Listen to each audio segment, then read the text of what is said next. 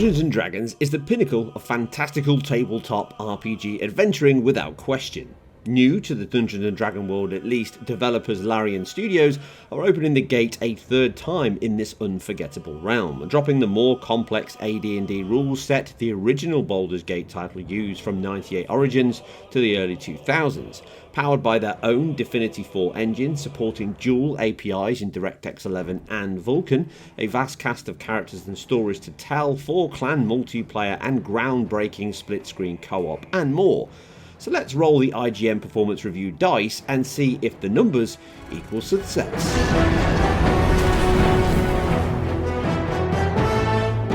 As a deep, evolving and branching game based on your actions affecting how and what happens within, the gigantic challenge this presents on narrative, animation, assets, etc. needs to be taken into account within the technical areas of the game. Systemic game systems, procedural animation, dynamic AI, and billions of pages of text all support this vast ensemble of creatures and characters, which means the refined cutscenes, motion captured animation, performance captured dialogue are simply not possible. Do expect some robotic motion, lip syncing, glitches, jumps, and some rough edges during many moments of play, but it really does come with the territory here. That said, the visual quality, materials, lighting and effects and dynamic nature of the game do still impress and are certainly a big step up over their prior games. Even at 1440p, the image is sharp thanks to a selection of anti-aliasing options and upscaling choices within the menu. Nvidia players get the best with DLSS 2 and DLAA, which can be chosen independently of each other. AMD and Intel players lose out here though, but can at least choose SMAA or TAA as your AA of choice, alongside FSR1 spatial upscaling, which is no comparison to DLSS 2 as you would assume. And it's a shame really, and a surprise that FSR2 is not included. As an Nvidia sponsored title, it may be related, maybe not, but I do hope it is added in later to expand those reconstruction options for older and non-Nvidia players alike. But FSR1 does require anti-aliasing to be added on top, which is of worthy note as you can turn it off by accident in the menu when changing between these, and it'll leave the game looking very unstable even at 4K. You have been warned. I'm gonna bite the heads off your kids, and your birdies, and your dogs! In regards to the engine itself, it uses PBR materials and lighting with subsurface scattering on skin, and even mushrooms, diffuse and specular surfaces all react well under a variety of light sources, and the game is very vibrant with good assets, textures and overall a strong art design throughout. The menu itself is not swamped with options, but the visual guides on many selections are welcome, with a written summary for all, including those with or without pictures. These do help many though to make the right choice. A picture is worth 1,000 words and all that. But much of the detail in the game comes from the normal maps and the high resolution textures for faces, clothes, buildings, rocks and more. This does add a lived in and vibrant world to roam and battle within, and character design and models are very good, with particularly good hair quality with a variety of geometry cards. As a key aspect of any RPG worth its salt, you want to ensure you can tailor your avatar to have more bite than bark, and it is in the cinematics and the character selection screen that you can really appreciate the quality across all of them, from the head right down to the... well, moving on. The textures are strong across the game, and although MIP streaming and loading issues did crop up across all my tested hardware, due to the nature and turn-based combat of the game, it was never a real problem, outside of the real-time cinematics where it is noticed the most, but more so on lower-end hardware.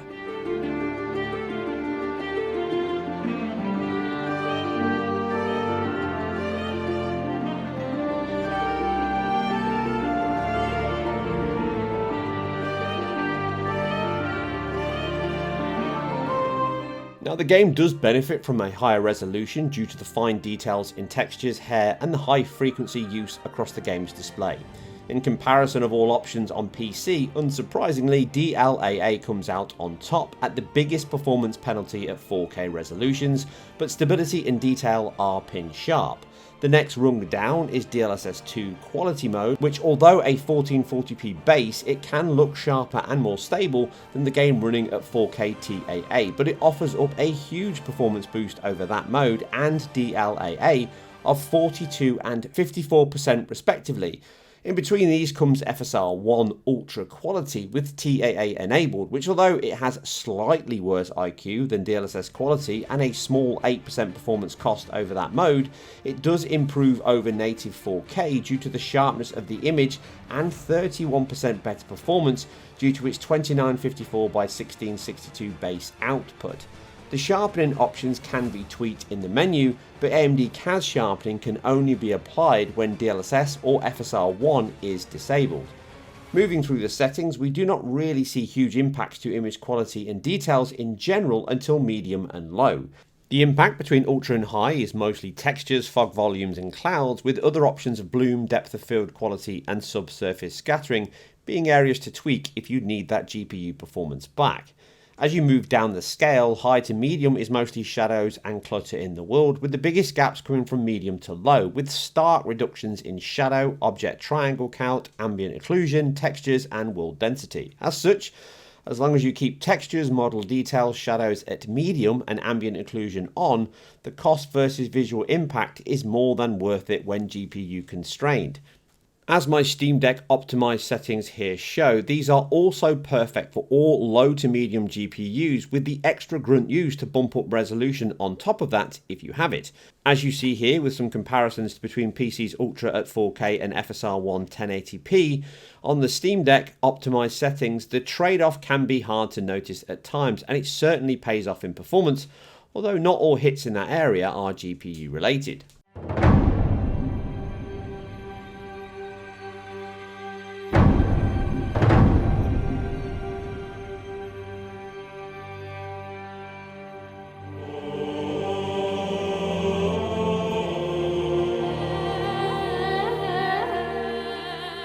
Based on my RTX 2070, then 4K DLSS quality at high is good enough most of the time for a close 60 FPS level, outside of heavy NPC swamp battles which can impact CPU, or 1800p Ultra if you want the finest effects with close to 60 FPS as possible.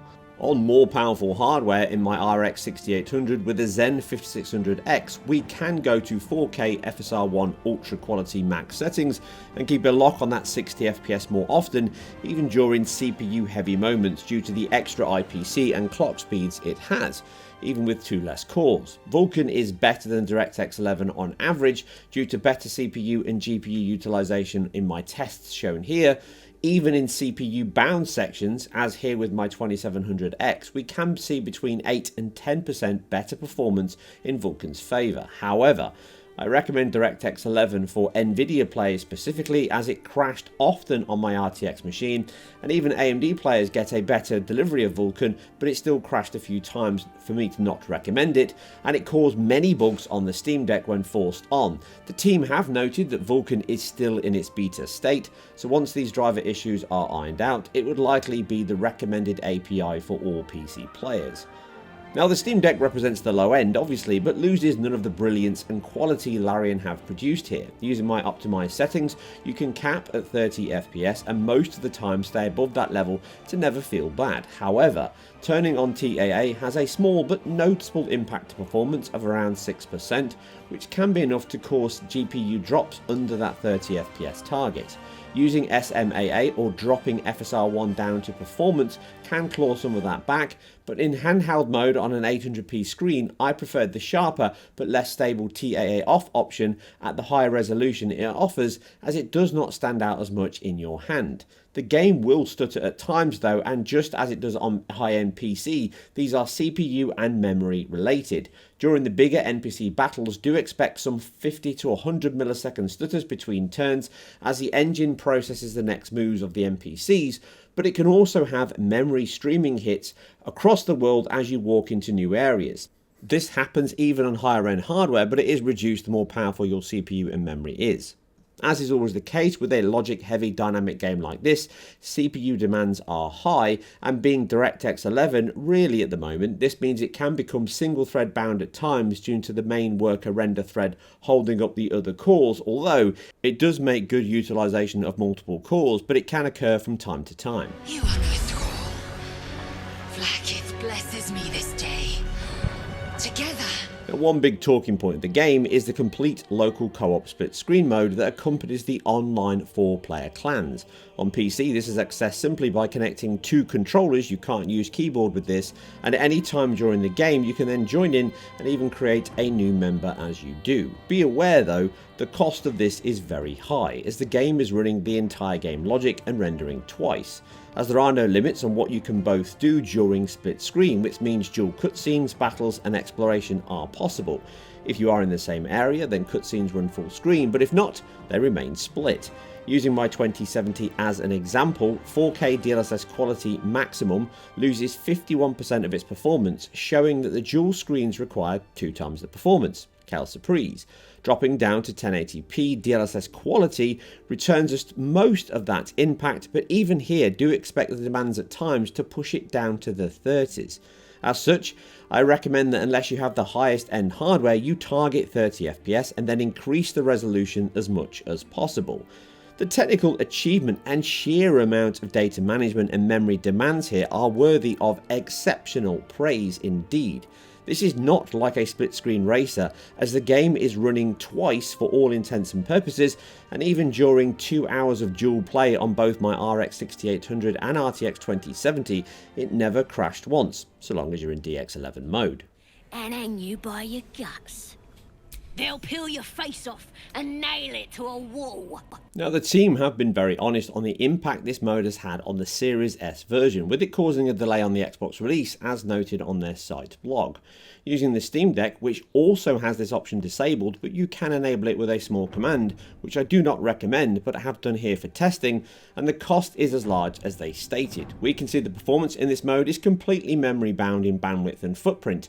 During the battle, the game locks at 20 FPS or lower due to the double buffered frame rate it has, as triple buffering would help out, but it takes even more memory, which it doesn't have in this handheld device. Even in small tests here, you can see the VRAM and system RAM heaps actually exceed the 16GB total RAM the machine has, which means SSD page swapping is being used, which is terrible for performance. Now, outside of this, the CPU and GPU demands, even at 720p FSR1, are too much to manage anything close to playable rates, and it demonstrates the issues the team are having with the Series S version.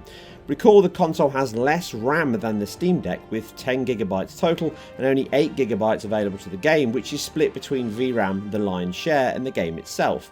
Now, using the PC with split screen enabled only at 1080p, which is likely higher than the Series S will run in this mode anyway, upon boot up the game uses just under 5GB of system RAM and just over 5GB of VRAM. This itself is exceeding the level of the Series S in total, but the console has an advantage in that it does not require dual pools of data to be shared between system RAM and VRAM. So if we assume that some reductions on that footprint can be made on Series S, it will still hover close to that 8GB total. However, playing the game for short periods of time, splitting up, this increases that load to just under 13GB for the game and the GPU RAM, which means across both pools it's using around 13GB, and even if they can cut 35% of that total budget on console, it would still exceed the 8GB total it has. But this is not the only issue they have though.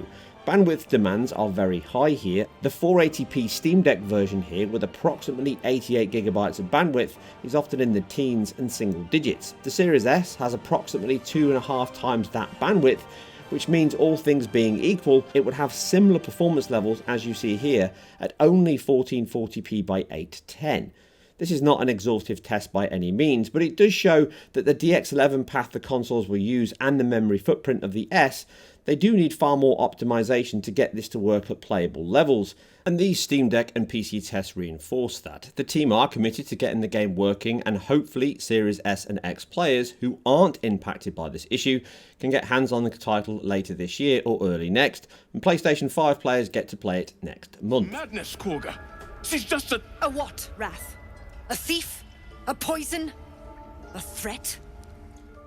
The final test before I wrap up all things here is the fact that loading, being a DX11 title, even with an SSD, is heavily CPU related due to the fact it's likely not using multiple cores to decompress the data. Here we see the PC runs at 33 seconds and 1 minute 9 using the Steam Deck, both on SSDs, and that's because of the far weaker CPU and bandwidth of the Steam Deck, so just be aware that the game does have some long loading times throughout.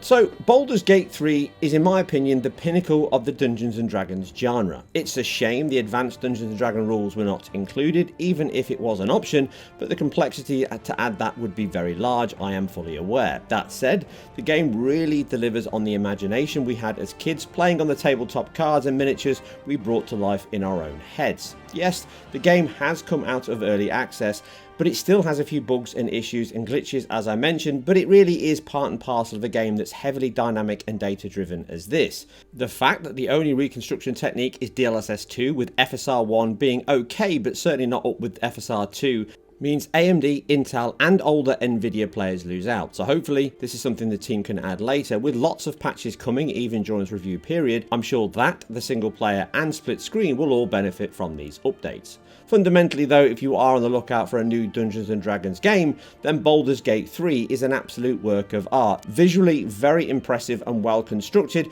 with such a broad range of dynamic action and storytelling, it works exceptionally well.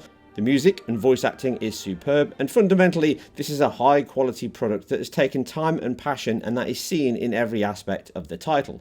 From the Steam Deck right up to top-end PC, you will not be disappointed on the visuals, the sound and overall the enjoyment this game offers. Anyway, that's it for another deep dive into game technology, performance and all things pixel and power related. If you like what we do here on IGN Performance Reviews, keep it IGN, and we'll catch you on the next one. And keep still, devil. Tila is restless. Come, Koga. We took back the idol. Surely... Do it.